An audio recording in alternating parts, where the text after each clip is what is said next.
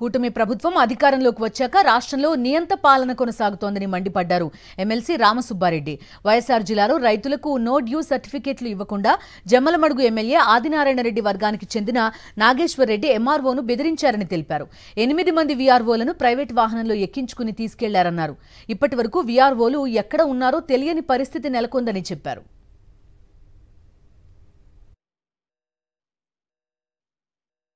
దేవుడికి సంబంధించినటువంటి నాగేశ్వర రెడ్డి కానీ ఈరోజు అక్కడికి రావడం, ఎమ్మెల్యే ఆదేశాలతో అక్కడికి రావడం, ఇంకా కొంతమంది టీడీపీ నాయకులు కానీ కూటమి నాయకులు వచ్చి ఎంఆర్ఓతో మాట్లాడి ఎంఆర్ఓను బయటికి పంపించేసి అక్కడ వచ్చిన తర్వాత అక్కడ ఉన్న వీఆర్ఓలందరినీ కూడా రైతులకు సంతకాలు చేసే పరిస్థితుల నుంచి దౌర్జన్యంగా వాళ్ళ వాహనాలు ఎక్కించుకొని 2 రోజులైంది.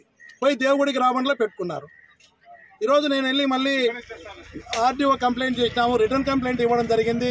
ఇట్లా అక్కడ నుంచి బలవంతంగా పబ్లిక్ సర్వెంట్స్ను బలవంతంగా ఎత్తుకొని పోవడం జరిగింది, చర్యలు తీసుకోండి అని నిన్నటి నుంచి కంప్లైంట్ చేస్తుంటే ఈ రోజు కూడా వీఆర్ఓలు వాళ్ళ ఇండ్ల దగ్గర కూడా లేరు.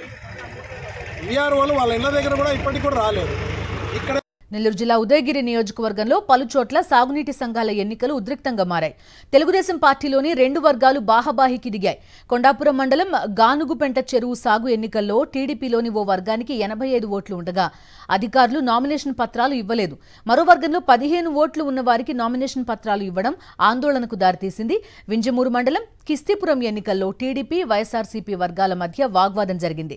వైఎస్ఆర్సీపీ వర్గానికి అధికారులు ఇచ్చిన నో డ్యూస్ సర్టిఫికెట్లు వీఆర్ఓ తహసీల్దార్ సంతకాలు లేవని తిరస్కరించడంతో వారంతా ఆందోళన చేపట్టారు.